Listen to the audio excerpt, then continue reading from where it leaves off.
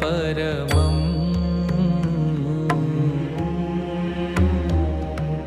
धामाक्षरं ज्ञानदम्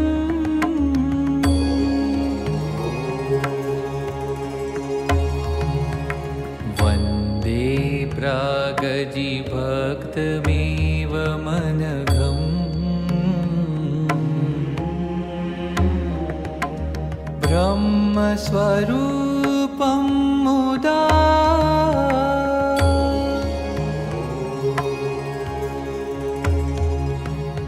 वन्दे यज्ञपुरुषदास चरणम् श्रीयोगिराजं तथा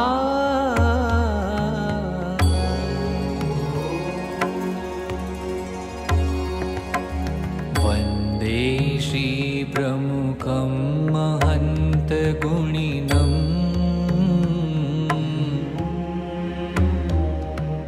मोक्षाय भक्त्या सदा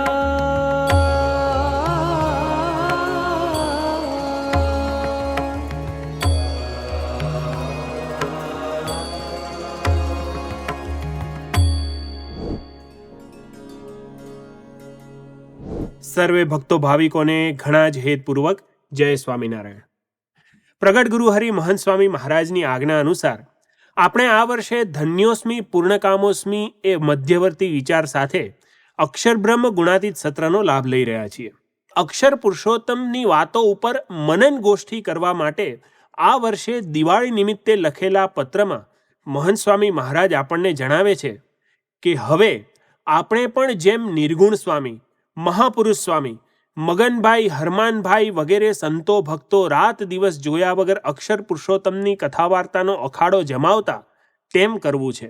બસ આ જ મુદ્દો છે આપણી આજની સભાનો મધ્યવર્તી વિચાર.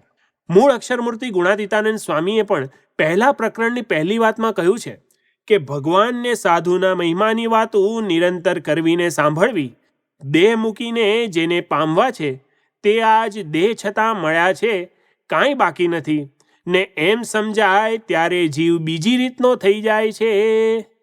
એટલે જ ગુરુહરિ મહંત સ્વામી મહારાજની અત્યંત રુચિ રહી છે કે આપણે સૌ અખંડ મહારાજ સ્વામી અને સત્પુરુષના શ્રવણ મનન નિધિધ્યાસમાં જોડાયેલા રહીએ.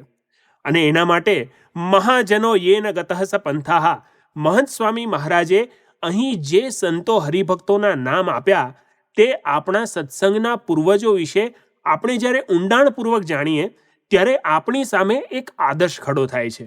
શાસ્ત્રીજી મહારાજના એ સંતો ભક્તો કેવી રીતે ગોષ્ઠી કરતા, શાસ્ત્રીજી મહારાજના એ સંતો ભક્તો કેવી રીતે અક્ષર પુરુષોત્તમનો અખાડો જમાવતા, શાસ્ત્રીજી મહારાજના એ સંતો ભક્તો કેવી રીતે મહારાજ સ્વામી અને સત્પુરુષના શ્રવણ મનન નિધિધ્યાસમાં મગ્ન રહેતા.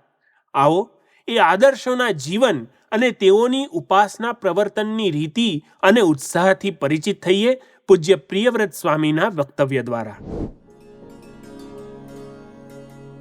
શ્રી સ્વામિનારાયણ ભગવાનની જય, અક્ષર પુરુષોત્તમ મહારાજની જય, ગુણાતીતાનંદ સ્વામી મહારાજની જય, ભગતજી મહારાજની જય, શાસ્ત્રીજી મહારાજની જય, યોગીજી મહારાજની જય, પ્રમુખ સ્વામી મહારાજની જય, મહંત સ્વામી મહારાજની જય.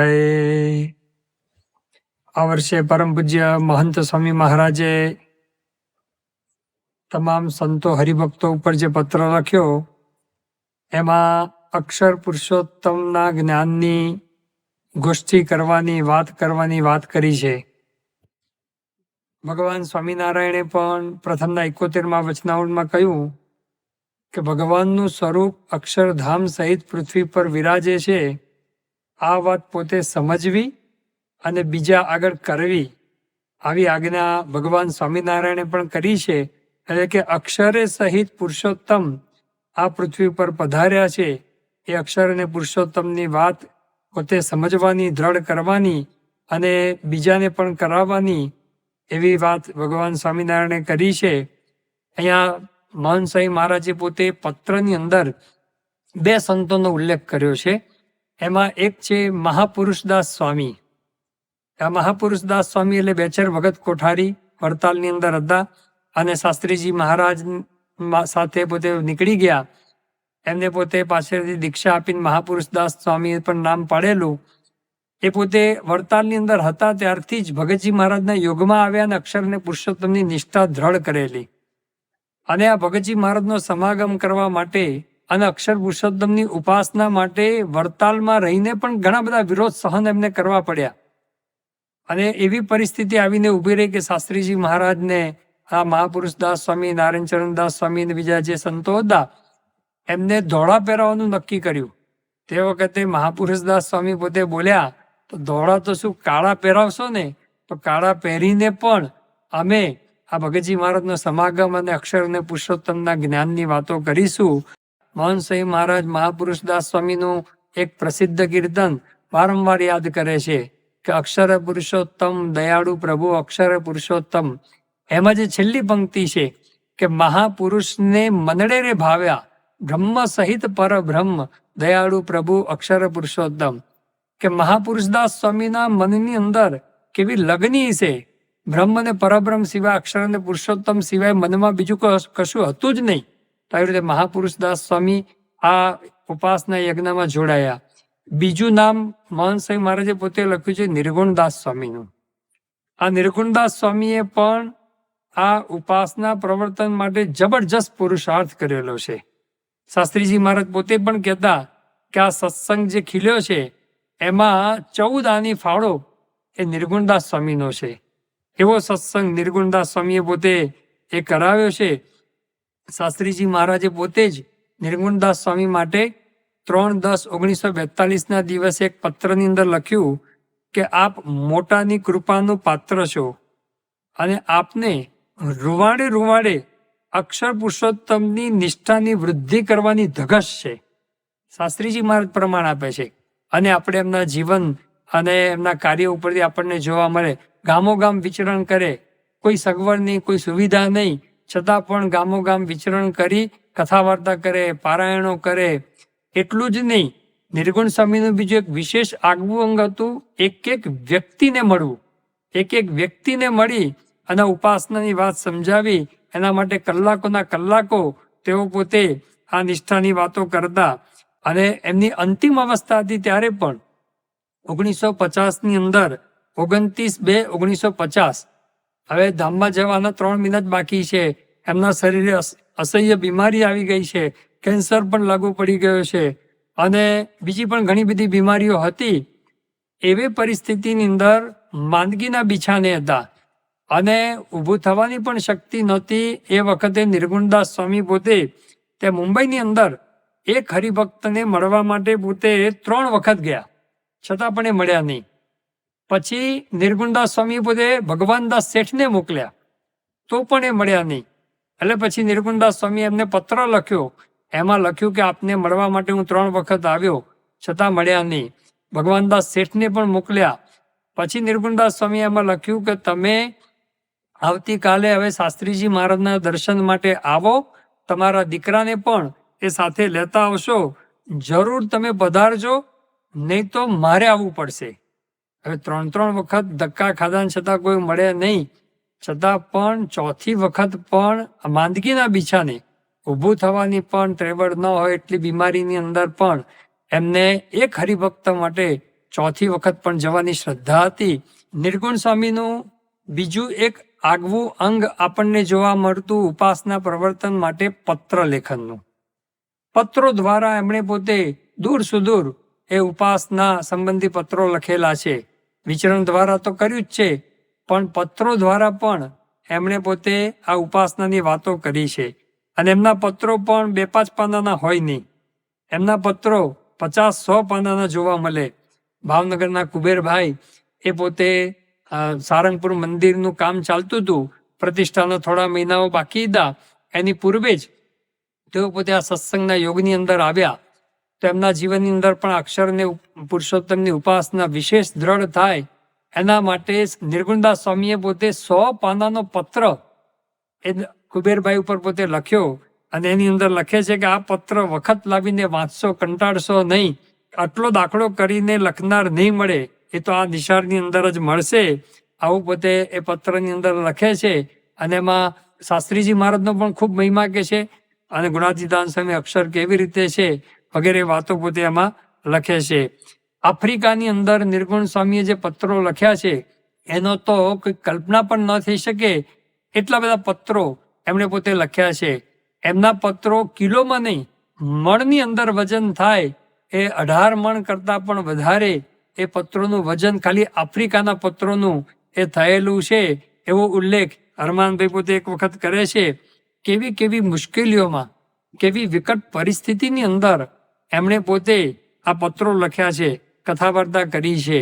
18/9/1946 દિવસે ચચાણામાં નિર્ગુણ સ્વામી વિરાજમાન હતા, અને આફ્રિકાની અંદર પત્ર લખે છે ધર્મજના અંબાલાલ બેપી પટેલ ઉપર, અને એમાં 50 હરિભક્તોના નામ લખે છે. અને પછી એ પત્રમાં લખે છે કે આ પત્ર રાત્રે 9 વાગે શરૂ કર્યો અને સવારે 4 વાગે પૂરો થશે. પછી સવારે 4 વાગે છેલ્લે પૂરો કરતા એમણે પોતે લખ્યું કે હવે મારો બરડો ફાટે છે, માટે લખવાનું પૂરું કરું છું.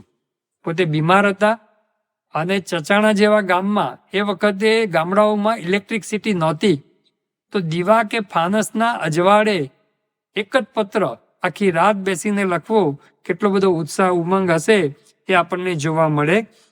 એવો જ એક પત્ર એમણે 19/10/1946 પત્ર લખ્યો. એમાં લખ્યું કે મારે શરીરે અશક્તિ છે, માથાનું દર્દ તો મળતું જ નથી, પણ ટપાલ લખું છું. બપોરે જમીને તરત લખું છું તો 5 વાગ્યા છે, પણ લખવાનું ચાલુ છે. સૂતો નથી, પણ આનંદ છે. મારે મહિમા ગાળવાની ટેવ છે. તો આવી બીમારીની અંદર પણ એમણે પોતે પત્ર લેખન એ મૂક્યું નથી. યોગીજી મહારાજ પોતે પોતાના અનુભવની એક વાત લખે છે. એકવાર મુંબઈની અંદર નિર્ગુણદાસ સ્વામી 102 ડિગ્રી તાવ હતો, અને 102 ડિગ્રી તાવની અંદર સખત ઠંડી પણ હતી. એ વખત હર્ષદભાઈએ કીધું યોગીજી મહારાજને કે આપણે ડૉક્ટરને બોલાવી લાવીએ. તો યોગીજી મહારાજ કે ના, ડૉક્ટર નથી બોલાવા, તમે 10 હરિભક્તોને લઈ આવો અને નિર્ગુણ સ્વામીને પૂછો, ભગતજી મહારાજનું આખ્યાન પૂછો, અક્ષર પુરુષોત્તમ ઉપાસનાની વાત પૂછો. 10 હરિભક્તો આવ્યા. યોગીજી મહારાજ પોતે વર્ણન કરે છે કે અતિશય ઠંડી લાગતી હતી, સખત તાવ હતો, કળતર હતી, આમ ઊં થતું હતું. એ વખતે આ હરિભક્તોએ આવીને આવા પ્રશ્નો પૂછ્યા. તો યોગીજી મહારાજ કે નિર્ગુણ સ્વામી બધા ગોદડીઓ ઓઢી હતી એ બધી બાજુમાં મૂકી અને કથા કરવા માટે બેઠા, અને એવી વાતો કરી તાવ આખો બધો ગાયબ થઈ ગયો, કંઈ જણાયું પણ નહીં દર્દ. તો આવી જે આસક્તિ એ જોવા મળે, જે ભગવાન સ્વામિનારાયણ મધ્યના 29મા વચનાવળમાં પણ એનો ઉલ્લેખ કરેલો છે. શાસ્ત્રીજી મહારાજે પણ યોગીજી નિર્ગુણદાસ સ્વામીના એ ધામ ગમન બાદ આફ્રિકાના ભક્તોને એક પત્ર લખ્યો. એમાં લખ્યું કે નિર્ગુણ સ્વામીના ધામ ગમનના સમાચારથી એમને ભારે દિલગીરી થઈ છે. પહેલેથી જ અમારી સાથે રહી અક્ષર પુરુષોત્તમની ઉપાસના પ્રવર્તાવવા તેમણે દેહની પરવા કરી નથી.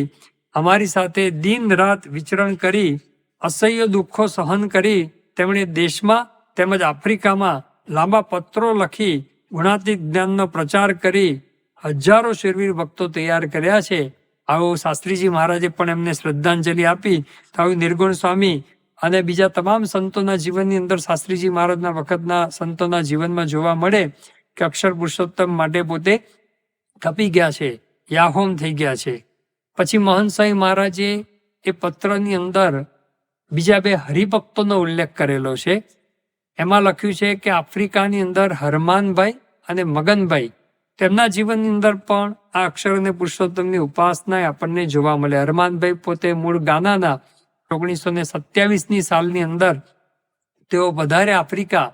એ પૂર્વે શાસ્ત્રીજી મહારાજ અને નિર્ગુણ સ્વામીના યોગે કરીને, અને પુરુષોત્તમદાસ સ્વામી ખાનદેશના હતા, બ્રહ્મર્ષિ હતા અને સાધુતાવાળા, એમના યોગે કરીને એમને સત્સંગનો રંગ પાકો થયેલો, અને પોતે આફ્રિકા પધાર્યા. થોડા વર્ષ પછી 1933ની અંદર જ્યારે પાછા દેશની અંદર શાસ્ત્રીજી મહારાજના દર્શન સમાગમનો લાભ લેવા આવે છે. શાસ્ત્રીજી મહારાજ પોતે એમને આફ્રિકાના સમાચાર પૂછે છે. એ વખતે એમણે કીધું કે સ્વામી, આ મુંબઈ છોડીએ પછી કોઈ સત્સંગનું નામ નિશાન નથી. ત્યાં તો બધા ખાવા પીવા વાળા છે. એ વખતે શાસ્ત્રીજી મહારાજે કીધું, તમે કોશિશ કરજો, પ્રયત્ન કરજો અને સત્સંગ ત્યાં વધશે. શાસ્ત્રીજી મહારાજના શબ્દો પોતે ઝીલ્યા અને 1933માં જ પોતે આફ્રિકા પાછા આવતા પહેલા એ જમાનામાં 200 રૂપિયાના પુસ્તકો, કંઠી, માળા અને મૂર્તિઓ લીધી. એટલે આજના જમાનામાં તો 25-30 હજાર રૂપિયાના પુસ્તકો, કંઠી, માળા ને બધું લીધું કહેવાય. તે બધું લઈને સ્ટીમરમાં પોતે નીકળ્યા.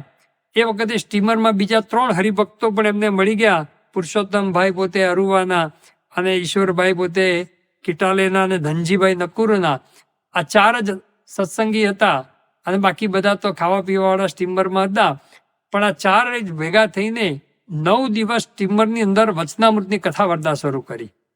9 દિવસ સળંગ રોજના 10 થી 12 કલાક વચનામૃતની કથા કરે. પછી તો અરમાનભાઈ પોતે લખે છે કે સ્ટીમરમાં રહેતા બીજાને પણ રસ પડવા લાગ્યો અને એ પણ બધા અમારા આ જ્ઞાનની અંદર, આ કથા વાર્તાની અંદર ગોષ્ઠીમાં જોડાવા લાગ્યા. છેલ્લા દિવસોમાં તો જે સ્ટીમરના ખારવાઓ પણ અમારી આ ગોષ્ઠીની અંદર કથા વાર્તાની અંદર જોડાયા. તો આવી રીતે 9 દિવસ સુધી આ વચનામૃતની કથા ગોષ્ઠી સ્ટીમરની અંદર પોતે કરતા. એવો ઉત્સાહ હરમાનભાઈના જીવનની અંદર હતો. શાસ્ત્રીજી મહારાજે પણ હરમાનભાઈની વાત શ્રીજી સ્વરૂપદાસ સ્વામીને એક પત્રમાં લખે છે. 17/9/1939ના દિવસે શાસ્ત્રીજી મહારાજે પત્રની અંદર લખે છે, શ્રીજી સ્વરૂપદાસ સ્વામી પોતે વિદ્વાન હતા, વિચક્ષણ હતા, બુદ્ધિશાળી હતા અને કંઠ પણ એમનો સારો હતો. તો એ જો આ કથા વાર્તા, પારાયણ બધું કરે તો સત્સંગ એ વધારે વિકસે. એટલા માટે એમને બળ આપવા માટે શાસ્ત્રીજી મહારાજે એક પત્ર લખ્યો. એમાં લખ્યું કે આફ્રિકામાં હરમાનભાઈને આપના જેવી બુદ્ધિ ને વિદ્વત્તા નથી, તેમ યુક્તિ પ્રયુક્તિ ઉપદેશમાં નથી, માત્ર અપાર શ્રદ્ધા શ્રીજી સ્વામી એટલે કે અક્ષર અને પુરુષોત્તમની અને આપણા મંડળમાં અપાર શ્રદ્ધા છે. તેથી આખો આફ્રિકા દેશ જગાવ્યો છે અને 800 સત્સંગી કર્યા છે. એ જમાનામાં જે બધા દારૂ ને માંસાહાર કરતા હોય એમાં એ 800 જેટલા સત્સંગી હરમાનભાઈ પોતે કર્યા. 1933માં હાથી રિવરની અંદર એમને રેલવેમાં જોબ હતી. એ વખતે હરમાનભાઈ પોતે લખે છે કે હવે તો સત્સંગ કેમ વધે અને શાસ્ત્રીજી મહારાજનો રાજીપો કેમ વધે એ જ ઝંખના છે. રાત દિવસ એમને આ સત્સંગ કેમ વધે, ઉપાસના કેમ પ્રવર્તે એ જ ઈચ્છા હતી. હરમાનભાઈએ છેલ્લે તો પોતાની નોકરીને બધું જ છોડીને રાત દિવસ એ સત્સંગ પ્રચારનું કાર્ય પણ એમણે પોતે કરેલું. તો આવા હરમાનભાઈના જીવનની અંદર ઈશક જોવા મળે અક્ષર પુરુષોત્તમ ઉપાસના પ્રવર્તનનો. બીજા હરિભક્ત એવા મગનભાઈ, જે મગનભાઈને હરમાનભાઈ થકી જ સત્સંગ થયો. પણ સત્સંગ થયા પછી એ મગનભાઈએ આડો આંખ વાળી દીધો છે ઉપાસના પ્રવર્તન માટે, સત્સંગના પ્રવર્તન માટે. જેમ નાઇલ નદીનો ધસમસતો પ્રવાહ છે ને કોઈ રોકી શકે નહીં, એમ મગનભાઈના પ્રવાહને, સત્સંગ પ્રચારના ઉમંગને કોઈ રોકી શકે નહીં. એવો આ મગનભાઈનો ઉત્સાહ હતો. એકવાર તો અહીંયા નૈરોબીની અંદર મગનભાઈ પોતે ડાયાભાઈના ઘરે પધાર્યા. તબિયત બરોબર નથી, તેમ છતાં પણ રવિવારે આખી રાત કથા કરી અને સોમવારે નાહી ધોઈ પૂજા કરી અને સાંજે 5 વાગ્યા સુધી એ કથા વાર્તા કરી. મુખ્ય વક્તા મગનભાઈ જ હતા એવું પોતે ડાયાભાઈ પોતે લખે છે. અને એકને બધાને સત્સંગ કરાવ્યો અને અક્ષર પુરુષોત્તમની નિષ્ઠા દ્રઢ કરાવી. મગનભાઈની બદલી એક વખત ગિલગિલમાં થઈ. ગિલગિલ ટાઉન છે એ નૈરોબીથી આગળ જતા, નકુરુ જતા વચ્ચે રસ્તાની અંદર આવે. તો ગિલગિલમાં એક કેશવલાલ પોતે જ સત્સંગી, બીજું કોઈ જ નહીં. મગનભાઈએ પોતે એ વખતે જોયું કે ગોરધનદાસ ભટ્ટેસા એ પોતે ત્યાં બુદ્ધિશાળી વ્યક્તિ હતા. એમને પોતે વાતો કરવાની શરૂ કરી. ત્યારે આ કેશવલાલભાઈ પોતે કહે કે મગનભાઈ, ભેંસ આગળ તમે ભાગવત કરો ને એનો કોઈ અર્થ નથી. આ ગોરધનદાસ ભટ્ટેસાને કોઈ તમારો સત્સંગનો રંગ લાગવાનો નથી. પણ મગનભાઈના જીવનની અંદર અપાર શ્રદ્ધા હતી, ઈશક હતો. તો ગોરધનદાસ ભટ્ટેસાને જબરજસ્ત સત્સંગ કરાવ્યો. નૈરોબીની અંદર મંદિર થયું 1970માં. એના મૂળની અંદર પણ આ ગોરધનદાસ ભટ્ટેસા અને ખૂબ સેવા એમણે પોતે આ સત્સંગની કરી. એમના દીકરાઓ પણ લંડનની અંદર એ સેવા કરી રહ્યા છે. તો આવી ગમે તેવી વ્યક્તિ હોય એને પણ પોતે આ સત્સંગ કરાવતા. પછી મગનભાઈની બદલી યુગાન્ડામાં થઈ. હવે યુગાન્ડામાં જ્યારે બદલી થઈ ત્યાં તો એ વખતે સત્સંગ હતો નહીં. જિંજામાં જ્યારે બદલી થઈ એ વખતે હરમાનભાઈ નારાયણભાઈ પટેલ તારાપુરના હતા. એ મગનભાઈના યુગમાં આવ્યા. ત્યાં એક ઉત્સવ રાખેલો જિંજાની અંદર, ત્યાં પોતે પધાર્યા અને એમણે પહેલી જ વખત મગનભાઈની કથા સાંભળી અને પોતે જ લખે છે કે મગનભાઈની કથા સાંભળી હું દિંગમૂઢ થઈ ગયો. પાકી નિષ્ઠા આ ઉત્સવની અંદર જ બેસી ગઈ. એક જ ઉત્સવની અંદર આ ભક્તને હરમાનભાઈને અક્ષર પુરુષોત્તમની પાકી નિષ્ઠા બેસી ગઈ. આ હરમાનભાઈ તારાપુર વાળા એમણે પોતે પૂજ્ય ડૉક્ટર સ્વામીને પણ વાત કરેલી. ડૉક્ટર સ્વામીને કીધેલું કે એકવાર અમે સ્ટીમરની અંદર મગનભાઈની સાથે હતા. મોટાભાગના ભક્તો જ હતા, શાસ્ત્રીજી મહારાજનો સમાગમ માટે આવતા હતા અહીંયા દેશમાં. તો એ વખતે 9 દિવસ રોજના 12 કલાક એકલા મગનભાઈ કથા વાર્તા કરે. રોજ સવારથી બપોર સુધી જમીને થોડો આરામ કરીને છેક રાત સુધી આવી રીતે 12 કલાક 9 દિવસ સુધી નોનસ્ટોપ મગનભાઈએ કથા વાર્તા કરી છે. એ વાત પણ આ પોતે હરમાનભાઈ પોતે કરતા. પછી છેલ્લે ટરોરોમાં બદલી થઈ. એમાં તો પોતે વાત કરે છે કે બધા કાળ મીન પથ્થર જેવા હતા, કોઈને સત્સંગ નહીં. ટરોરોમાં સમ ખાવા પૂરતો પણ એક સત્સંગી નહોતો. એટલે એમને થયું કે શ્રીજી મહારાજે શાસ્ત્રીજી મહારાજે મને અહીંયા ક્યાં મૂક્યો. પણ પછી શાસ્ત્રીજી મહારાજને ખૂબ પ્રાર્થના કરી, અક્ષર પુરુષોત્તમની ખૂબ પ્રાર્થના કરી, સ્તુતિ કરી શ્રીજી મહારાજની. અને હવે સાંજે બધાને ઘરે જવાનું હોય મળવા માટે, રેલવેમાં નોકરી પૂરી કરીને, પણ સાંજે ઘરે કોઈ મળે જ નહીં ટરોરોમાં. તો ત્યાં આગળ ડીડી બાવા કરીને એક પંજાબી હતા, એમનું પોતે એક બાર, એ પોતે એ ચાલતું, દારૂનું પીઠું ચાલતું. તો સાંજે બધા જ ત્યાં ગયા હોય નોકરીમાંથી. હવે મગનભાઈ વિચાર કર્યો કે હવે આમાં તો બીજો કોઈ છૂટકો જ નથી. એટલે આ બારની અંદર બધા જાય. સીએમ કાકા પોતે વાત કરતા કે મગનભાઈ આવે તો બધા જ લપ સમજે કે લપ આવી, અને આમ અવડે હાથે જયસ્નારાયણ કરે. એ જયસને એમ બોલે તો આવી મશ્કરી કરે, છતાં પણ મગનભાઈના જીવનની અંદર એવી શ્રદ્ધા હતી. તો એક પછી એક બધાને સત્સંગ કરાવ્યો. સીએમ કાકા પણ પોતે પાકા સત્સંગી થઈ ગયા, અને બીજા કેટલાય જશભાઈ ને બધા કેટલાય બધા એ પાકા સત્સંગી એ વખતે થયા. આખું ટરોરો ગામ એ સત્સંગી થયું. એટલે તો પછી બધા દારૂ પીતા, માંસાહાર કરતા બધું બંધ થયા. ત્યાં ડીડી બાવા હતા, એનો આખો બાર છે એ પણ બંધ થઈ ગયો, અને એ પણ પોતે રાજી થયા, અને એ પણ પોતે સત્સંગી થયા. એક વખત ત્યાં સ્કૂલની અંદર આ ઉત્સવ રાખેલો, સંમેલન રાખેલું. તો આ ડીડી બાવા પોતે રાત્રે જમવાનું છોડીને પણ મગનભાઈની કથા સાંભળવા માટે એ બેસતા અને આખી રાત એ કથા સાંભળતા. આટલો બધો એ ટરોરોની અંદર એ બધાને સત્સંગ કરાવ્યો. ત્યાં આગળ ડૉક્ટર પંડિત પોતે એ મગનભાઈને વારંવાર તપાસતા. એમણે એક સૂચન કર્યું, મગનભાઈને હાર્ટની ઘણા વર્ષોથી તકલીફ હતી. એટલે એમણે કીધું તમે આટલા કલાકો બોલો છો એટલે હાર્ટમાં બહુ મોટી તકલીફ વધતી જાય છે, અને એટલા માટે તમે હવે બોલવાનું ઘણું ઓછું કરી દો. એ વખતે મગનભાઈએ કીધું કે મને ભગવાનને સંતના ગુણગાન ગાવામાં અને એમનું જ્ઞાન કહેવામાં એટલો બધો કેફ આવે છે કે હું કંટ્રોલ કરવા ધારું તો પણ થઈ શકતો નથી. હું કંટ્રોલ કરવા ધારું તો પણ થઈ શકતો નથી. એટલો બધો ઉત્સાહ મગનભાઈના જીવનની અંદર હતો. મગનભાઈ ધામમાં ગયા એ વખતે એ જ દિવસે બાલેની અંદર 4 કલાક એવી કથા કરી અને ઉત્સવ સમય કર્યા. અને પછી એ જ દિવસે રાત્રે આવ્યા અને ધામમાં ગયા. ટરોરો આવીને ધામમાં ગયા. એમના ધામ ગમનના સમાચાર ઈસ્ટ આફ્રિકાના તમામ ન્યૂઝપેપરની અંદર, રેડિયોની અંદર એ છપાયા. એમાં મોટા ભાગનામાં રેડિયોમાં, ન્યૂઝપેપરમાં આ જ લખી કે એમને જેવી સત્સંગ પ્રવર્તનની જે ધગશ હતી એવી કોઈનામાં જોવામાં આવી નથી, એવું બધાએ લખ્યું. ઘણા બધાએ શ્રદ્ધાંજલિ સંદેશા મોકલ્યા. માંઝાના યોગાનંદ કરીને હતા સંન્યાસી, એમણે પણ એમના શ્રદ્ધાંજલિ સંદેશમાં એ જ લખ્યું કે એમને અક્ષર પુરુષોત્તમ અને શાસ્ત્રીજી મહારાજનો મહિમા કહેવામાં પાછી પાની કરી નથી.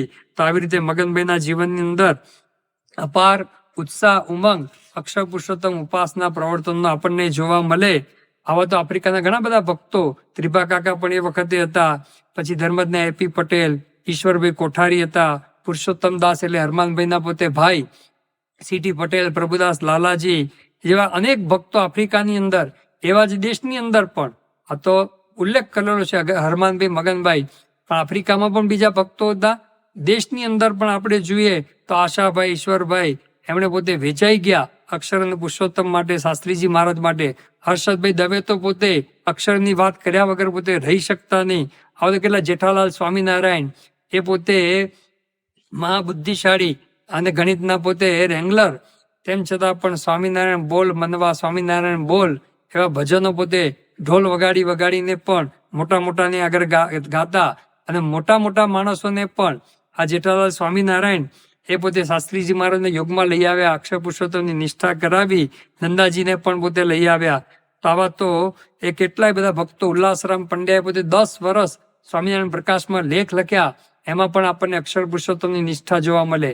પોતે શિક્ષક તરીકે જ્યાં જ્યાં ગયા ત્યાં પણ બધાને અક્ષર અને પુરુષોત્તમની નિષ્ઠા દ્રઢ કરાવી. આ બાજુ ભાવનગરની અંદર કુબેરભાઈ ડોસાભાઈ પટેલ, એ પણ અક્ષર અને પુરુષોત્તમની નિષ્ઠા થઈ. પછી આખા ભાવનગર પંથકની અંદર એમણે પોતે ગામોગામ ફરીને પણ કેટલાયને અક્ષર અને પુરુષોત્તમની નિષ્ઠા દ્રઢ કરાવી. આ બીજી બાજુ જોઈએ તો અમદાવાદની અંદર અર્જુનભાઈ ચાવડા હોય કે ચંપકલાલ બેન્કર હોય, વિનાયકરાવ ત્રિવેદી જેવા હોય, ખેંગારજીભાઈ ચૌહાણ કે પછી બબુભાઈ કોઠારી, રસિકભાઈ જેવા કેટલાય બધા ભક્તો આ અક્ષર પુરુષોત્તમ જ્ઞાનની એ બધી ગોષ્ઠી કરતા. અને આ બાજુ ઝાલાવાડની અંદર જોઈએ તો ચચાણા છે, હળવાડ છે, આ બધા ગામોની અંદર મેરુબા બાપુ જેવા કે પછી મોજીદેરની અંદર માધવ ભગત જેવા, છગનભાઈ જેવા, ગણેશ ભક્ત જેવા ભેગા થઈને અક્ષર પુરુષોત્તમ જ્ઞાનની અને શાસ્ત્રીજી મહારાજના મહિમાની ગોષ્ઠી આ બધા વિસ્તારોમાં જ્યાં જ્યાં જઈએ. આ બાજુ જોઈએ તો ચરોની અંદર ચરોતરમાં રામચંદ્ર ઠાકર જેવા નડિયાદના હોય કે પછી અટલાદરામાં મથુરભાઈ જેવા હોય કે મણિભાઈ સલાડવાળા જેવા હોય. એ બધા જ્યારે પણ બધા ભેગા થાય ત્યારે અક્ષર પુરુષોત્તમ જ્ઞાનની ગોષ્ઠી કરતા. અક્ષર પુરુષોત્તમ માટે એ પોતે ખપી ગયેલા શંકર કવિ જેવા હોય એ અક્ષર પુરુષોત્તમના જ્ઞાનના કીર્તનો બનાવતા. આ સંતો ભક્તો બધાના જીવનની અંદર આપણે જોયું, નિર્ગુણ સ્વામી, મહાપુરુષદાસ સ્વામી, બીજા પણ સંતોની ગાથા કહેવા બેસીએ તો પાર ના આવે. પણ એ બધા સંતો ભક્તોના જીવનની અંદર મુખ્ય જોવા મળે અક્ષર પુરુષોત્તમની નિષ્ઠા સાચી છે. અને શાસ્ત્રીજી મહારાજ સાચા પુરુષ છે. એમના વચને જબરજસ્ત નિષ્ઠાની પ્રતીતિ એમના જીવનની અંદર હતી.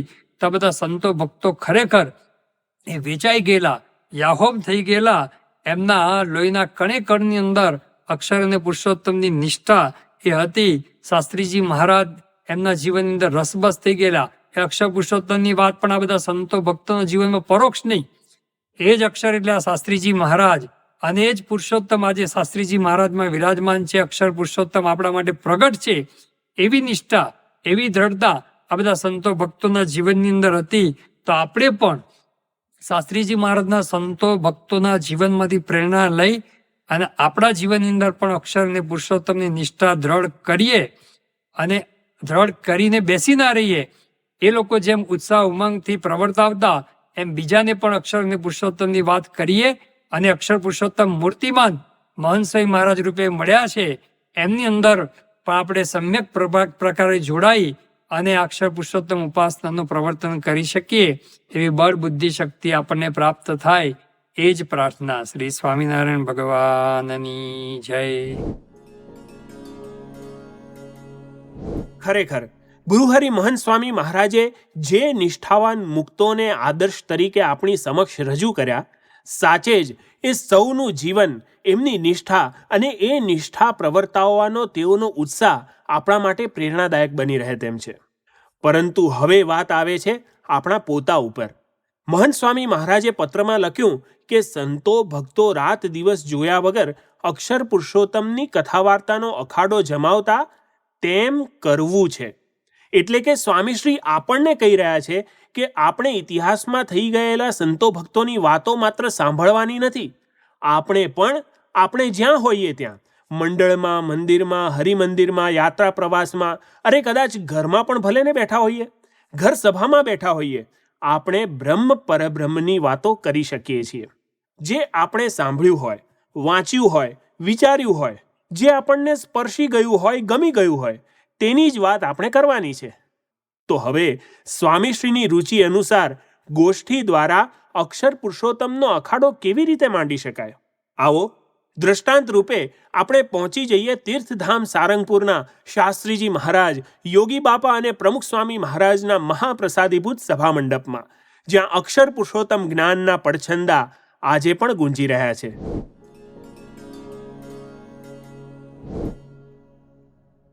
શ્રી સ્વામિનારાયણ ભગવાનની જય. અક્ષર પુરુષોત્તમની ગોષ્ઠી કરવા માટે આપણે બધા ભેગા થયા છીએ તો પહેલો વિચાર એ આવે કે આપણે કેટલા ભાગ્યશાળી છીએ કે આપણી પાસે આવો એક ભવ્ય ઇતિહાસ છે. બીજું, જે સ્થાનમાં આપણે આ ગોષ્ઠી કરવા બેઠા છીએ સારંગપુર, એ પણ એક એવું સ્થાન છે જેના કણ કણમાં અક્ષર પુરુષોત્તમ છે. પ્રમુખ સ્વામી મહારાજે પણ અનેક વખત આ સ્થાનમાં રહીને, ખાસ કરીને આ સભા મંડપની બહાર અનેક વખત સભાઓ કરીને એમણે અક્ષર પુરુષોત્તમની વાતો કરી છે, શાસ્ત્રીજી મહારાજની વાતો કરી છે. અને અહીંયા જ મંદિરની આ સભા મંડપની પાછળનું જે સ્ટેજ છે ત્યાં બેસીને પ્રમુખ સ્વામી મહારાજ એક વખત શાસ્ત્રીજી મહારાજનો મહિમા કહેતા હતા. એટલે આ મંદિર બતાવ્યું અને આમાં હાથ ઊંચું, સ્વામી કે જુઓ આ મંદિર પાઘડી પડી જાય એવું મંદિર છે. અને એવી વાત બાપાએ કરી. એટલે આપણે અનેક વખત આ સ્થાનમાં અક્ષર પુરુષોત્તમની વાત સાંભળી છે, આપણે શાસ્ત્રીજી મહારાજનો મહિમા સાંભળ્યો છે. પરિસ્થિતિની વાતો, જેમણે પરિસ્થિતિ જોઈ એવા પ્રમુખ સ્વામી મહારાજે આપણને વાતો કરી. એટલે ખરેખર ખૂબ આપણા માટે તો બહુ મોટા ભાગ્યની વાત છે. શાસ્ત્રીજી મહારાજનો એક પ્રસંગ ખાસ આપણને બધાને સ્પર્શે, સારંગપુર સાથે સંબંધિત છે. કેટલી ક્લેરિટી અને કેવી શૂરવીરતા કે જ્યારે લીંબડી ઠાકોર આવ્યા અને એમણે આ પ્રતિષ્ઠા સંબંધી વાત કરી ત્યારે શાસ્ત્રીજી મહારાજે એવું નહીં કે આમણે જમીન આપી છે, એવું નહીં કે આ મોટા રાજા છે, પણ જે સત્ય વાત છે એ સત્ય વાત છે કે આ મુંડાવ્યું છે એ અક્ષર પુરુષોત્તમ માટે મુંડાવ્યું છે. એટલે મધ્ય મંદિરમાં અક્ષર પુરુષોત્તમ મહારાજ રહેશે. અને તમે જે ક્લેરિટીની વાત કરો છો ને, એટલે એક પ્રકારનો નિશ્ચય છે એમનો. જ્યારે અક્ષર પુરુષોત્તમની વાત આવે છે અને શાસ્ત્રીજી મહારાજની વાત આવે છે, તેના મૂળની અંદર ભગતજી મહારાજ છે. ભગતજી વાતો બધી જ વચનામૃતના આધારે કરતા હતા. વચનામૃતનું પુસ્તકો એ વાંચે અને એની પંક્તિઓ સમજાવે, પણ એમાં છે ને અક્ષરરૂપ થવાની વાત આવે. અક્ષરરૂપ થઈને પુરુષોત્તમની ભક્તિ કરવી, આવા સિદ્ધાંતની વાતો થાય. એક પરમ સત્ય એમને મળ્યું અને લોયાનું 12મું વચનામૃત એટલું અદ્ભુત વચનામૃત છે.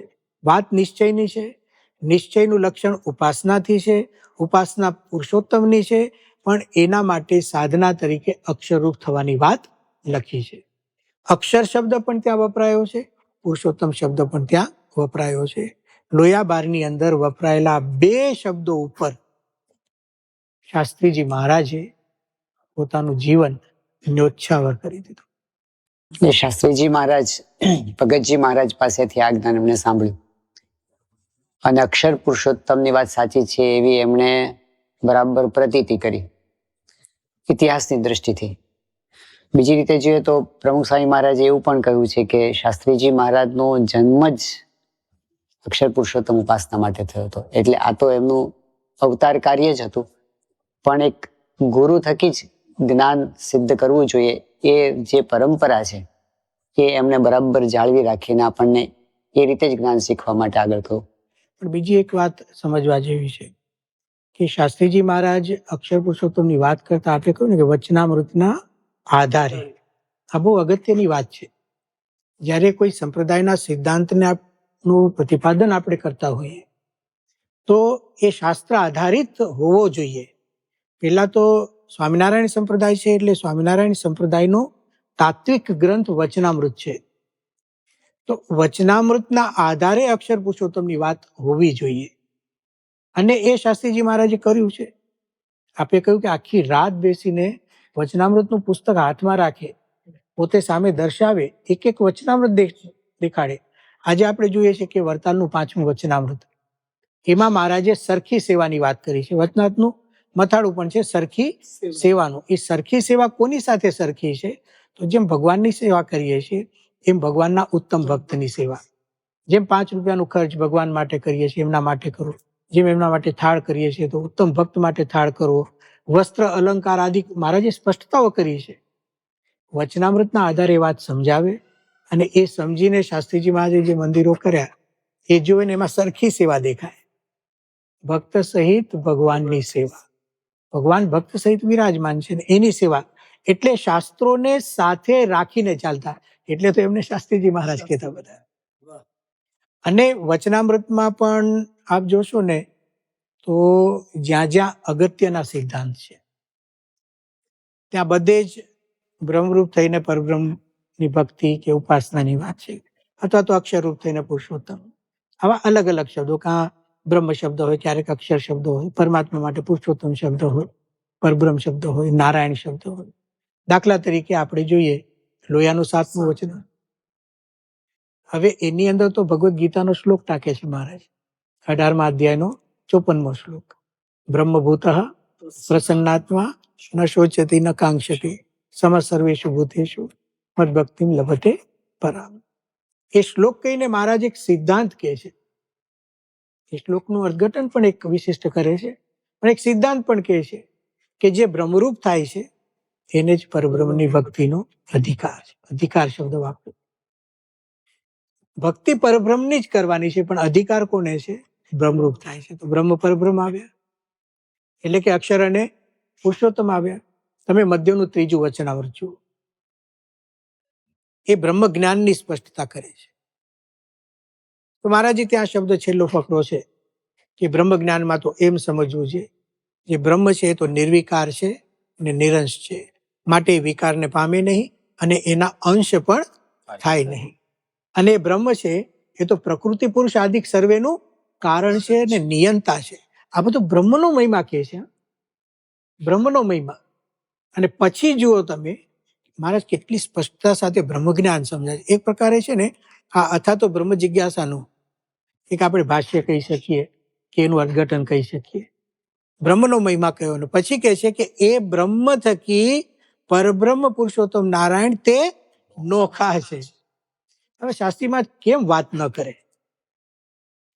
આટલું સ્પષ્ટ વચનામૃતમાં હોય તો પછી એ વાત કેમ ન કરે?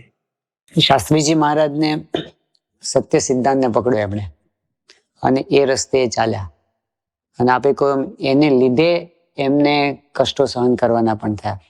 કારણ કે ગોરધનભાઈ કોઠારી એમને કહ્યું હતું, જ્યારે વઢવાણ મંદિરની પ્રતિષ્ઠા, ત્યારે ગોરધનભાઈ કોઠારી કહ્યું હતું ને કે આ એક તો અઘરું કાર્ય હતું. ગોરધનદાસ કોઠારીને શાસ્ત્રીજી મહારાજ પ્રત્યે અનહદ આદર હતો. ઉલટાનું બીજા દંડવત કરતા હોય ને શાસ્ત્રીમાં દંડવત કરવા જાય તો કે તારે મને દંડવત કરવા નહીં. એક ગોરધનદાસ કોઠારી લેવલના વ્યક્તિ શાસ્ત્રી યજ્ઞપુરુષ દાસને આ વાત કરે. કેટલા પ્રમાણો! 5 આચાર્યની પેઢી સુધી ગોરધનભાઈ કોઠારી એકમાત્ર સત્તાધારી હતા, અને જીવન એટલું પવિત્ર હતું કે સંતોને પણ જો પ્રાયશ્ચિત લેવું હોય તો એમની પાસે નિષ્કપટ થતા. એ વાત હતી. પણ એમની હાજરીમાં શાસ્ત્રી યજ્ઞપુરુષ દાસ પાછા કેવા કુશળ હશે કે વડતાલમાં રહ્યા થકા વઢવાણમાં અક્ષર પુરુષોત્તમ મહારાજ પધરાવી દીધા. વિજ્ઞાનંદ સ્વામીએ કીધું કે જીવમાં રાખજે, તો જીવમાં નહીં, એને તો મંદિરમાં પ્રતિષ્ઠિત કરી દીધી અક્ષર પુરુષોત્તમ મહારાજની મૂર્તિ સ્વરૂપે શિખરબદ્ધ મંદિરમાં. શિખરબદ્ધ મંદિરમાં. સ્વામી, કલ્પના ના થઈ શકે કે તમે ત્યાં હાજર નથી, તમારા કોઈ એવા એટલા સ્વયંસેવકોનું બળ નથી, સંતોનું બળ નથી, પણ એમને એક જ બળ હતું કે મહારાજ સ્વામી સાચા છે અને આ સિદ્ધાંત સાચો છે એટલે એ સ્થાપિત થશે જ. ગોરધનભાઈ કોઠારીએ એમને કહ્યું કે આ તમે કઈ રીતે કર્યું, અને એમણે જે આખું વઢવાણમાં કઈ રીતે પ્રતિષ્ઠા કરી એ બધું ખુલ્લા દિલે એમણે કહી દીધું. પણ તે વખતે ગોરધનભાઈ કોઠારીને બહુ આકરું લાગી ગયું, અને પોતે કે શ્રીજી કરે તે ખરું. ત્યારે શાસ્ત્રીજી મહારાજ બોલ્યા, શ્રીજી એ જ કર્યું છે. આમ જો તો બે કરતાપણાના વાક્યો છે. આ બાજુથી બોલાયું શ્રીજી કરે ખરું, સિદ્ધાંત તો કરતાપણાનો જ છે, અને શ્રીજીએ જ કર્યું છે એ સિદ્ધાંત કરતાપણાનો છે. એક જ સિદ્ધાંત બંને બોલે છે, પણ બંનેના ભાવાર્થો કેટલા બદલાય છે. એટલે ખરેખર શાસ્ત્રીજી મહારાજને કરતા માનતા. પ્રમુખ સ્વામી મહારાજે અનેક વખત આ વાત કરી છે.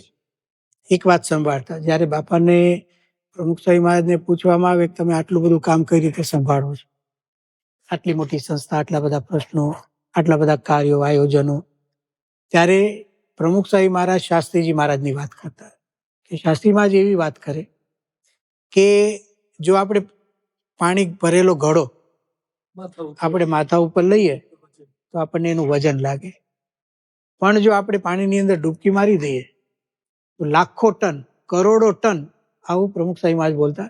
એ પાણી આપણા માથા ઉપર ફરતું હોય પણ આપણને એનો કોઈ ભાર લાગે નહીં.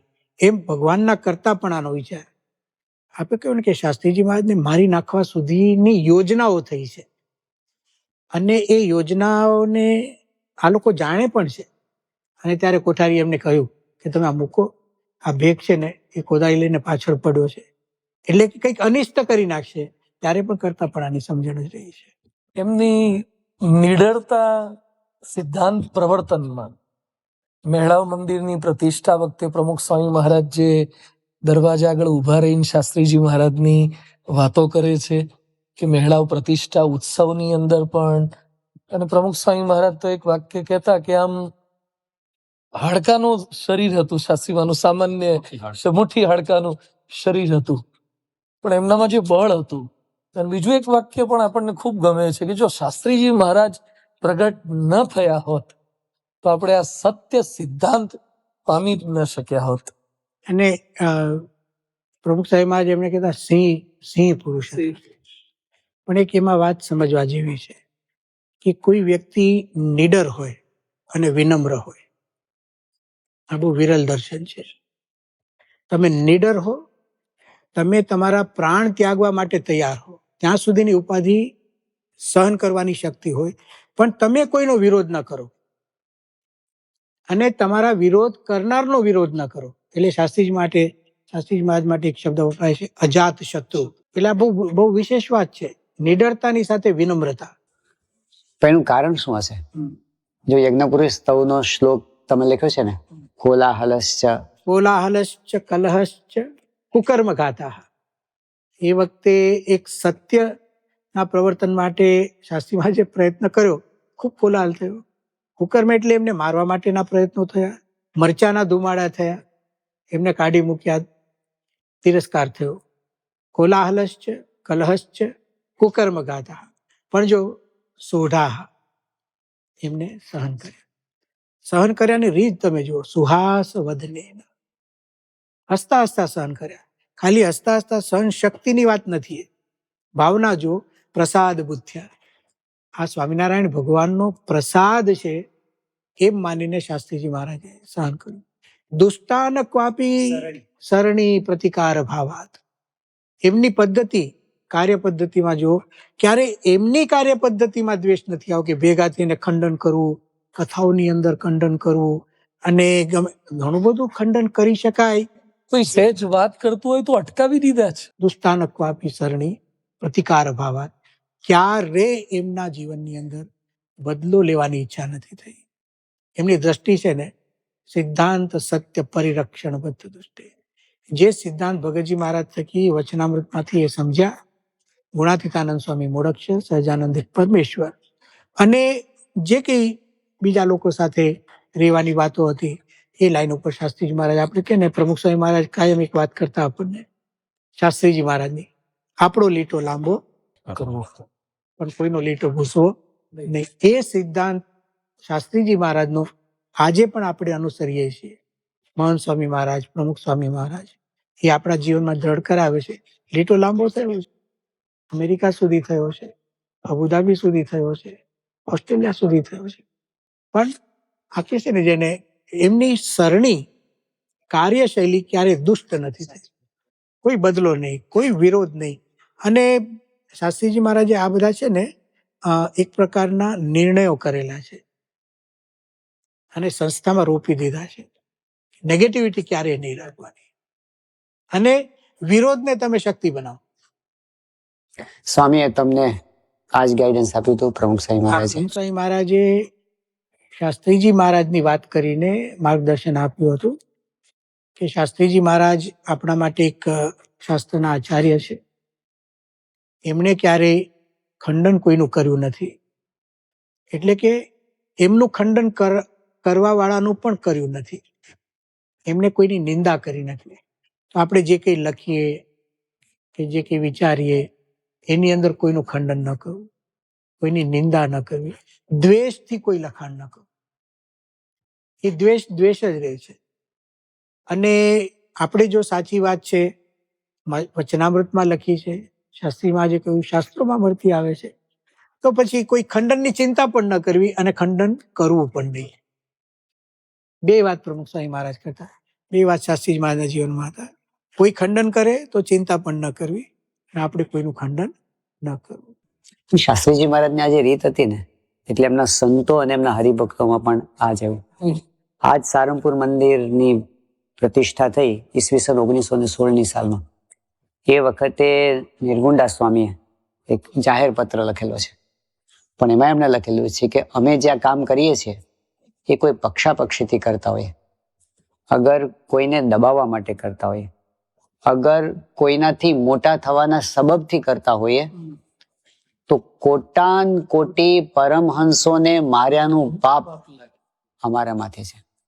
જ્યારે નિર્ગુણદાસ સ્વામી આ લખતા હશે ત્યારે આપણે કલ્પના કરીએ કે એમને કોન્ફિડન્સ કેટલો છે કે આપણા આશયની અંદર સહેજ પણ મલિનતા નથી. જો ખૂણામાં પણ સહેજ પણ એવું હોત ને કે આ તો બોલવાનું આવું હોય, કરવાનું આવું, એવું થોડુંક પણ હોત ને, તો આવા કેવા સમ ખાવા તૈયાર છે. આના ઉપરથી નિર્ગુણદાસનો બીજો એક બહુ અદ્ભુત પત્ર છે. એમાં નિર્ગુણદાસ સ્વામી એવું લખે છે કે વિશેષ તમે એટલું જોજો કે જે કોઈ વિરોધ કરે છે એ પણ ભવિષ્યમાં નમીને આ વાત સ્વીકારશે અને સાચા દેવળે ઘંટ વાગશે, કારણ કે આપણને તો માથું કાપનારનું પણ ત્રિકાળમાં પણ અવગુણ છે જ નહીં. એટલે આખું આમ દ્રશ્ય જોઈએ ને તો એવું લાગે સ્વામી કે દાખલા તરીકે હરિભક્તોને જે ખુમારી છે, શૂરવીરતા છે, આ બધાયની પાછળ શાસ્ત્રીજી મહારાજમાં જે નિડરપણું છે, આ બધાયની પાછળ નરી સચ્ચાઈ આ મહારાજનો જ સિદ્ધાંત છે. મહાન સ્વામી મહારાજ આ વાત ખૂબ કરી. હા, સ્વામી કરે છે. ગુણાતીતાનંદ સ્વામી અક્ષર છે એ પણ મહારાજે જ કહેલી વાત છે. વિજ્ઞાનંદ સ્વામી એમને કહ્યું, પછી વિજ્ઞાનંદ સ્વામી એવું બોલ્યા કે ગોપાળાનંદ સ્વામી પણ આ વાત ખૂબ કરતા અને આ વાત મારા જીવમાં છે. એટલે ત્યાંથી અમને શાસ્ત્રાર્થ સદગુરુ મુખાત સ્વધી, આ પાછું પોતે વિચક્ષણ બુદ્ધિ, મેં મારી વિચક્ષણ બુદ્ધિથી, આવા શબ્દો છે. પ્લસ જેટલા હરિભક્તો હતા કે જેમણે મહારાજના મુખે કે ગોપાળન સ્વામીના મુખે આ વાત સાંભળી હોય, એમના મુખે પણ શાસ્ત્રીમાનને સાંભળવા મળી. બધી બાજુથી અમને એક સત્યતાની પ્રતીતિ, પછી હરિભક્તોને શાસ્ત્રીજી મહારાજની સત્યતાની પ્રતીતિ આવે કે આ પુરુષ સાચા છે. આજે બધા પોતે પ્રામાણિક પુરુષો હતા, વિચક્ષણ હતા, વિદ્વાનો હતા, મોટેરા હતા, એ બધા શાસ્ત્રીમાનના સંપર્કમાં આવે ને તો એમના જીવનથી એકદમ, દાખલા તરીકે કિશોરભાઈ પટેલ વડતાલના પોલીસ ઓફિસર હતા, પણ શાસ્ત્રીજી મહારાજ જીવમાં બેસી ગયા હતા. જેવા બહાર નીકળ્યા તરત ગયા કે કોણ તમને ઉપાધિ કરે છે, હું નડિયાદની જેલ ભેગા કરું. અને શાસ્ત્રી મહારાજ ત્યારથી અજાત શત્રુતા જુઓ કે ના, અમારે કોઈ સામે કાંઈ કરવું નથી. આ દોલતરામ કૃપાશંકર પંડ્યા વડતાલ શાસ્ત્રીજી મહારાજ હતા ત્યારે એમને મળવા જતા, એમના જીવનથી અત્યંત પ્રભાવિત કે આ શુદ્ધ સાધુ છે. એટલે એમના મનમાં ખાલી જે જિજ્ઞાસા એ હતી. લીમડીના ઝવેરભાઈ દિવાન, એમને પણ એવો પક્ષ હતો શાસ્ત્રીમાન માટે. વડતાલ સંસ્થાના ટ્રસ્ટી કહેવાય હરિપ્રસાદ મંછારામ ચોકસી. એ તો સ્પષ્ટ પત્રમાં લખે છે કે અક્ષર પુરુષોત્તમનો સિદ્ધાંત એ મહારાજ શ્રીજીનો જ સિદ્ધાંત છે, એનાથી જુદું નથી. અને એમાં એને વાત કરી હતી કે મને દુઃખ એ જ વાતનું છે કે આવા મોટા સદગુરુ શાસ્ત્રીજી મહારાજ, એનું સ્થાન વડતાલમાં આમ ઊંચા આસને એમનું હોવું છે, એને બદલે એને આજે ઘેર ઘેર ભટકવું પડે છે. એ વાતનું મને દુઃખ છે. એ વાત અમે કરી. અને નંદાજી જેવાને રંગી નાખ્યા શાસ્ત્રીજી મહારાજે. આ બધા વિનાયકરાવ સાહેબ, આ બધા બુદ્ધિના, નંદાજી તો એમને ગુરુ માને. હા, એમના ફોટામાં પણ નંદાજીના ઘરે પણ જે શાસ્ત્રીજી મહારાજના ફોટા છે એમાં ગુરુ યજ્ઞ પુરુષાર્થ છે, એવું લખાણમાં છે. એ સમયે જે વડાપ્રધાન રહી ચૂકેલા હોય સ્વામી ભારતના નંદાજી, અને બોમ્બેમાં એમના બદલે જ શાસ્ત્રીમાં એમને છબી આપે છે ને વિડીયો આપણે જોઈએ છે, આમ છબી જોઈને એટલા રાજી થઈ જાય છે. અક્ષર પુરુષોત્તમ મહારાજની ખાલી છબી ગુરજારીલાલ નંદાજીના હાથમાં આવે છે. આમ કરીને નંદાજીને તો શાસ્ત્રી મહારાજ બહુ વિચક્ષણ હતા, આમ સ્વીકારી લેવા નતા, પણ એમની સાધુતા અને બધું જોઈને જે વખતે સત્સંગ થયો પછી તો આપણે એવું સાંભળ્યું છે નંદાજી બહુ સિદ્ધાંતનિષ્ઠ નેતા હતા, એકદમ પ્રામાણિક હતા, એકદમ પોતે જીવનમાં વ્યવહારની અંદર શુદ્ધ હતા. એટલે એમની પાસે કઈ બહુ મોટા કે લાખો કરોડો રૂપિયા નતા, તો મોટા નેતા હતા. તો આપણે એવું સાંભળ્યું કે શાસ્ત્રી મહારાજ જયારે અમદાવાદથી ટ્રેનમાં જવાના હોય એ સ્ટેશને મૂકવા માટે જાય અને ટ્રેન આવતી હોય ને તો જગ્યા રાખવાની હોય ને, નંદાજી પોતે દોડીને બારીમાંથી કૂદી અંદર જઈ પેલું એનો ગમછો પાથરે, શાસ્ત્રીજી મહારાજની જગ્યા રાખવા માટે ગમછો પાથરતા. એટલે બધાના જીવમાં પેસી જાય શાસ્ત્રીજી મહારાજ. આ દોલતરામભાઈની વાત કરી ને કે વડતાલમાં ઓળખી લીધા હતા, પછી શાસ્ત્રી મહારાજને નીકળવાનું થયું, સંપર્ક છૂટી ગયો છે, પણ એમના મનમાં તમન્ના છે કે હું જાણું પુરુષ સાચા છે. એમણે ખોટું પગલું નહીં ભર્યું ભાઈ, પણ કયા વિચારથી પગલું ભર્યું એ મારે જાણવું છે. એટલે નડિયાદની અંદર જ્યારે શાસ્ત્રી મહારાજ છે એવા એમને સમાચાર મળ્યા, એમણે પધરામણી માટે વિનંતી કરી. શાસ્ત્રી મહારાજ એમના ઘરે ગયા અને આજે ચર્ચા થઈ છે ને એમના ઘરે થઈ છે. અને એમાં છેલ્લે બોલ્યા છે કે આ તો જે કામ કરવા માટે શ્રીજી મહારાજે ફરીથી આવવું પડે એ કામ તમે કર્યું છે ને અત્યારે તો તમે અક્ષર પુરુષોત્તમની ધાતુની મૂર્તિ પધરાવી છે, પણ ભવિષ્યમાં તમારા શિષ્યો તમારી સોનાની મૂર્તિ પધરાવશે. આટલો ભાવ એમને થઈ ગયો કે સાચી વાતો છે બધી, આમાં કોઈ દંભ કપટ કશું જ નથી.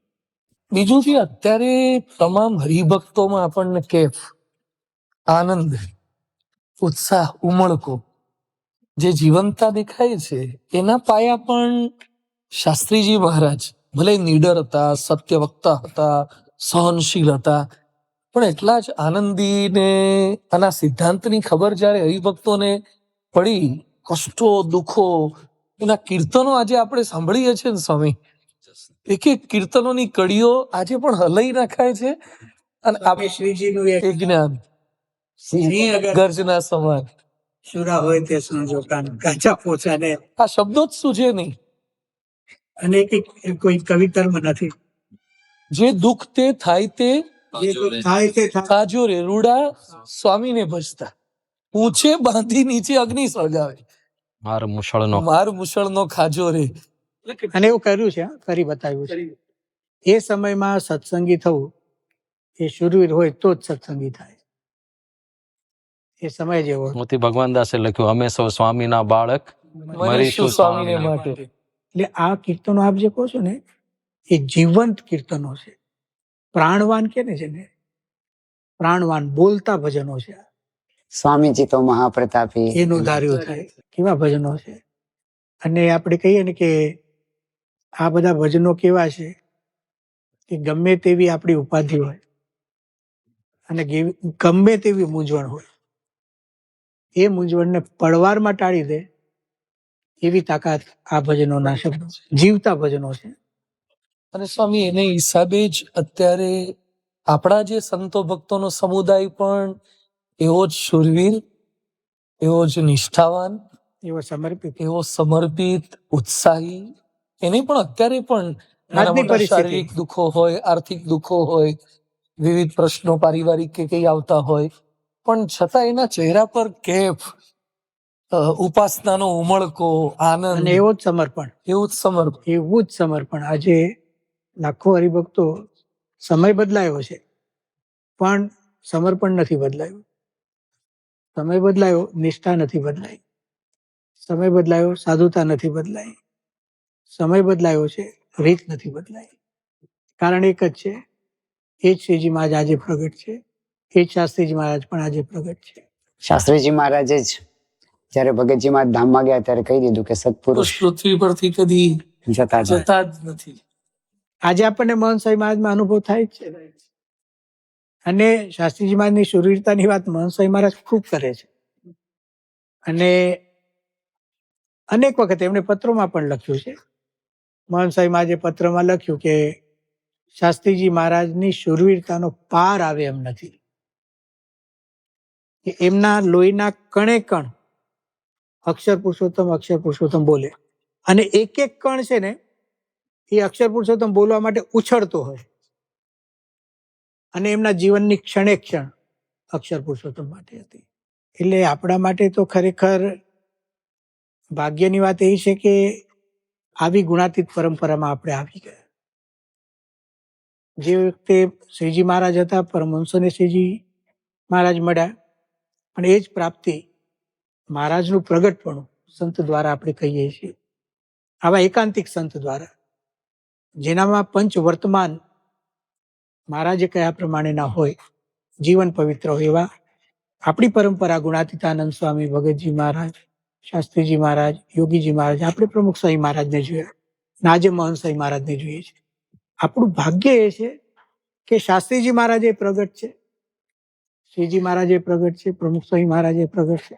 કારણ કે સાધુતા પ્રગટ છે, સંત પ્રગટ છે, અને એ આપણા ગુરુ રૂપે છે. આજે ત્યારે તો આ ગોષ્ઠી કરીએ છીએ આપણે. સ્વામી આપ અખાડો કહેતા હતા ને, અખાડો કરવો એવો હા, આ વખતના પત્રમાં જ સ્વામીએ જ વાત કરી છે કે જેવી રીતે હરમાનભાઈ, મગનભાઈ, મહાપુરુષ સ્વામી, નિર્ગુણ સ્વામી વગેરે સંતો હરિભક્તો રાત દિવસ જોયા વગર અક્ષર પુરુષોત્તમની કથા વાર્તાનો અખાડો કરતા, એવું આપણે કરવું છે. એટલે આપણે આજે પ્રાર્થના કરીએ કે આવી કથા વાર્તા ભક્તિ એ આપણી દિવસે ને દિવસે વૃદ્ધિ પામતી રહે. અને આવી પ્રાપ્તિનું સ્મરણ આપણે કરતા રહીએ, એને વારંવાર વાતો કરીને, વિચારો કરીને જીવનમાં આપણે ઉતારવા માટે પ્રયત્ન કરીએ. અને આ તો કેવું છે કે કથા વાર્તા તો ગમે તેની સાથે કરી શકાય, હરિભક્તો સાથે પણ કરાય, બાળકો સાથે પણ કરાય, સંતો સાથે પણ કરાય. વાત અગત્યની છે. અને આપણે ભેગા થઈને, આપણો BAPS એક પરિવાર છે, આપણે બધા જ પરિવારના સભ્યો ભેગા થઈને આવી વાતો કરીએ તો આપણને સત્સંગનું સુખ આવે. બીજું સ્વામી મહારાજે મધ્ય 49 લખ્યું કે અમને તૃપ્તિ થઈ નથી ને તમારે કરવી નહીં. એટલે આ જ વાત ને બધી, બરાબર છે. આ વાતો કર્યા જ કરો, તૃપ્તિ પામશો જ નહીં. આપણે એ અનુભવ થાય છે આપણે. મહાન સ્વામી મહારાજે કીધું કે કોઈ આવી વાત કરે તો હું સાંભળ્યા કરું. એટલે હવે આપણે એવું સમજવું કે જ્યારે જ્યારે આપણે વાત આવી કરશું ત્યારે સ્વામી આવીને સાંભળતા હશે. હા, મહાન સ્વામી મહારાજ અત્યારે દિવ્ય દેહ આપણી વાત સાંભળી છે, એમ આપણે માનીને આ વાત અહીંયા પૂર્ણ કરીએ છીએ. શ્રી સ્વામિનારાયણ ભગવાનની જય. બ્રહ્મ પરબ્રહ્મની ગોષ્ઠીમાં જોડાવું આટલું જ સહજ અને આટલું જ સરળ હોય છે. માત્ર શાસ્ત્રીજી મહારાજ પર જ નહીં, વચનામૃત કે સ્વામીની વાતો પર, ગુણાતીત ગુરુવર્યોના જીવન ચરિત્રો, શ્રીજી મહારાજની દિવ્ય લીલાઓ પર, પૂર્વે થઈ ગયેલા કે આપણી આજુબાજુ વસનારા સંતો હરિભક્તોના પ્રસંગો પર, પ્રગટ ગુરુહરિ મહંત સ્વામીજી મહારાજના પ્રસંગો કે તેઓએ કરેલા કાર્યો પર, સંસ્થા દ્વારા અપલોડ થયેલા ગુરુહરિ દર્શન, ગુરુહરિ આશીર્વાદ કે સંતોના પ્રવચનો પર પણ ગોષ્ઠી કરીને બસ કોઈ પણ નિમિત્તે અક્ષર પુરુષોત્તમના મહિમા ગાનમાં ડૂબી જવું, એનું જ નામ અક્ષર પુરુષોત્તમનો અખાડો. પરંતુ જ્યારે ગોષ્ઠી કરવાની થાય, જ્યારે અન્ય મુમુક્ષુઓ સાથે નિષ્ઠા અને પ્રાપ્તિની વાત કરવાની થાય, તો તેની રીત કેવી હોવી જોઈએ? ગુરુહરિ મહંત સ્વામી મહારાજે આપણને લખેલા પત્રમાં આ રીતની પણ સ્પષ્ટતા આપણને કરી આપી છે. તેઓ લખે છે કે હવે આપણે નિષ્ઠા પાકી કરવી, બીજાને પણ નમ્રતાથી આ વાત સમજાવવી. તો આવો, સ્વામીશ્રીની રુચિ અનુસાર નિષ્ઠાનું પ્રવર્તન કરવાની યોગ્ય રીત, અક્ષર પુરુષોત્તમની વાત અન્યને કરવાની સાચી રીત કેવી હોવી જોઈએ, તેનું વિશેષ માર્ગદર્શન મેળવીએ સદગુરુવર્ય પરમ પૂજ્ય ડોક્ટર સ્વામી પાસેથી. ભગવાન સ્વામિનારાયણે એક સંકલ્પ કરેલો છે કે કરોડ વાણે કરીને એક મનવાર ભરાય, એવી 100 કરોડ મનવારો ભરાય એટલા જીવોનું કલ્યાણ કરવું છે. અને આ સંકલ્પ પ્રમાણે અત્યારે આપણે દેશ અને વિદેશમાં બધા કાર્ય થતા જોઈએ છીએ. એટલે એ કાર્ય કરવા માટે હજુ આપણે બધાએ વધારે જાગૃત થવાનું છે. એમાં સૌથી પહેલી વાત અને અતિ અગત્યની વાત એ આપણું પોતાનું જીવન છે. આપણું જીવન જેટલું શુદ્ધ હોય એટલું આપણું કાર્ય વધારે સારું થાય છે અને વ્યાપક થાય છે. એટલે આપણે આપણું જીવન વધારે ને વધારે શુદ્ધ બનાવવાનું ધ્યાન રાખવાનું છે. બીજું, સામાન્ય રીતે આપણે એવું માનીએ છીએ કે સત્સંગનો પ્રચાર કરવો હોય તો મોટી સભાઓ કરવી, એની ના નથી, પરંતુ દરેક હરિભક્ત કે સંત પોતાના યોગમાં જે કોઈ સહેજે આવે છે અને જેટલી સમયની અનુકૂળતા હોય, આપણને અનુકૂળતા હોય, સામેની અનુકૂળતા હોય, તો એનો સંપર્ક કરવો અને એ સંપર્ક કરવાની રીત પણ થોડી જાણવી જોઈએ. આપણને જો ખ્યાલ આવે કે સામેની વ્યક્તિ શ્રી કૃષ્ણ ભગવાનને માને છે તો હાથ જોડવાના, માથું નમાવવાનું અને જય શ્રી કૃષ્ણ કહેવાનું, પછી જય સ્વામિનારાયણ કહેવાનું, અને પછી જો આપણને ગીતાની કે ભાગવતની થોડી વાત ખબર હોય તો એમાંથી થોડીક વાત કાઢી અને પછી એને આધારે એની પુષ્ટિ થાય એવી વાત સ્વામિનારાયણ ભગવાન અથવા તો ગુરુ પરંપરામાં જે કોઈએ કહી હોય એ વાત આપણે કહેવી. બીજું કે તમારામાંના ઘણા બધા ફેક્ટરી ચલાવતા હશે, પછી દુકાન તમારી હોય, ઘણું બધું આવું હોય છે, તો એમાં તમે થોડુંક કાર્ય કરી શકો છો. અમદાવાદમાં એક સોમાભાઈ પટેલ છે, એમને ઉન્નતિ સબમર્સિબલ પંપ એનું કારખાનું છે. એમની ધાર્મિક માન્યતા એ સ્વામિનારાયણ સંપ્રદાયના નથી, પણ એ સ્વામિનારાયણ ભગવાન પ્રત્યે એમને આદર છે. એમણે એમની ફેક્ટરીમાં પ્રાર્થના શરૂ કરી છે. તો ફેક્ટરી શરૂ થાય એટલે 5 મિનિટ પ્રાર્થના કરવાની, અને એ પ્રાર્થના કોઈ સંપ્રદાયની એવી ના હોય પણ સર્વમાન્ય હોય એવી પ્રાર્થના. પછી 5 વાગે કારખાનું પૂરું થાય ત્યારે એ ત્યાં આગળ પછી 5 મિનિટ વહેલું પૂરું કરી અને પછી થોડી પ્રાર્થના કરવાની. દર વર્ષે એક વખત યજ્ઞ કરે છે અને એમાં બધા એના પરિવારના સભ્યોને પણ બધાને બોલાવે છે. બધા આવી રીતે કાર્ય કરે છે. એટલે વ્યવસ્થાની દૃષ્ટિએ આપણે કહીએ કે ભાઈ અમૂલ સંચાલક છે, નિરીક્ષક છે વગેરે, એ બરાબર છે, એ પણ જરૂરી છે, પણ આધ્યાત્મિક દૃષ્ટિએ બધાએ આ કાર્ય કરવાનું છે. એમાં બહુ અગત્યની વાત એ છે કે આપણું જીવન આપણે વ્યવસ્થિત બનાવવાનું. નોકરી કરતા હોય તો વ્યવસ્થિત નોકરી કરવાની, એમાં પછી આપણે કંઈ આગા પાછા થઈએ તો એમાં કંઈ અસર ન થાય.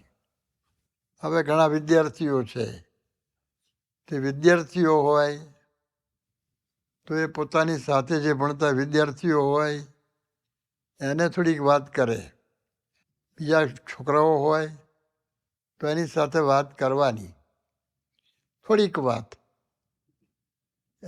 એની ધાર્મિક માન્યતા જાણીને. એમાં એને એક તો સંસ્થા માટે એક સદભાવ વધશે, બીજું કે આપણને આપણી વાતની દ્રઢતા થશે. આપણું મન પછી બીજે વિચાર નહીં કરે. જે કાર્ય આપણે કરવાનું છે એ કાર્ય બરાબર સારી રીતે થશે. કેટલાક હરિભક્તો એને દુકાન હોય છે, દુકાનમાં કોઈ પણ ગ્રાહક આવે અને તમે બેઠા હો તો તમારો માણસ બેઠો હોય તો જે માણસ આવે એને હાથ જોડે, પછી જો એના શરીર પરથી ખ્યાલ આવે કે એની ધાર્મિક માન્યતા છે કે શ્રી કૃષ્ણ રામચંદ્રજી ભગવાનને માને છે, કદાચ એના શરીર પર ચિહ્ન હોય નથી, તો તો કહ્યું કે જય સીતારામ, પછી જય સ્વામિનારાયણ. બીજું કંઈ નવું કહેવાની જરૂરત નથી. રેસ્ટોરન્ટ હોય તો પીરસતા હોય તમારા માણસો, પીરસતા પીરસતા આવું થોડુંક બોલે, એ રીતે બધું પ્રચાર કાર્ય થાય. આપણા BAPSના જે શિક્ષકો છે, જે જ્યાં હોય ત્યાં આગળ, તો વિદ્યાર્થીઓને ભણાવતા થોડીક આવી કે બધાને માન્ય એ વાત કે માતૃદેવો ભવ, પિતૃદેવો ભવ, એ વાત પ્રવર્તા હોય તો એ તો દરેકને એમ સદભાવ થવાનો જ છે, કારણ કે આ વાત તો બધાને માન્ય છે. પછી કેટલાક સિદ્ધાંતો દરેક ધર્મને માન્ય છે કે ચોરી ન કરવી.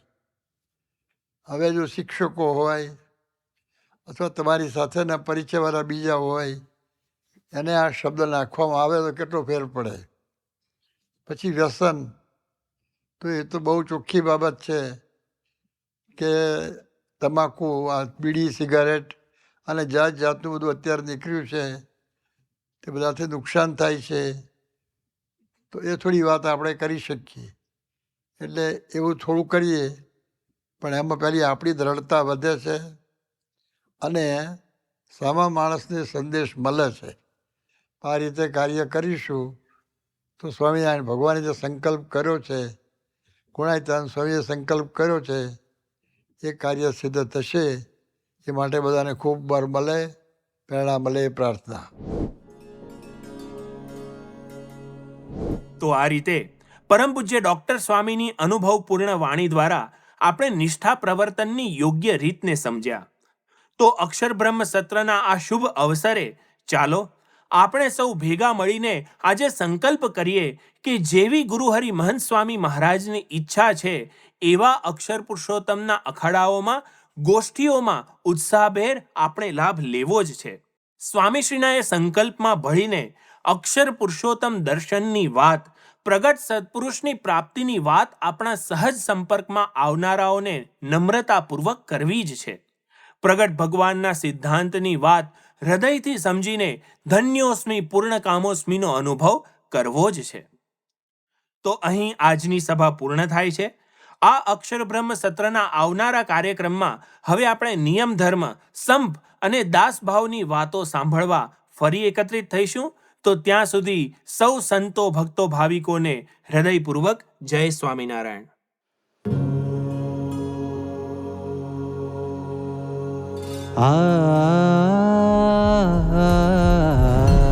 धन्योऽस्मि पूर्णकामोऽस्मि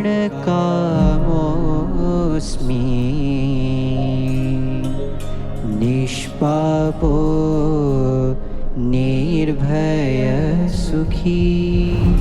अक्षर गुरु योगेन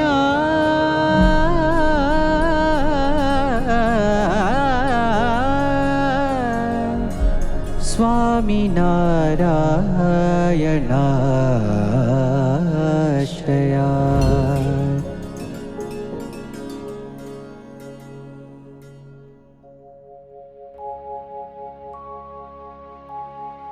गुणातीतं गुरुं प्राप्य ब्रह्मरूपं निजात्मनः विभाव्यदासभावेन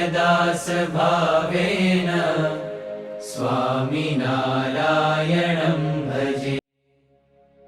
श्रीहरिं साक्षरं सर्वदेवेश्वरं भक्तिधर्मात्मजं दिव्यरूपं परं शान्तिदं मुक्तिदं कामदं कारणं स्वामिनारायणं नीलकण्ठं भजे. श्रीहरिं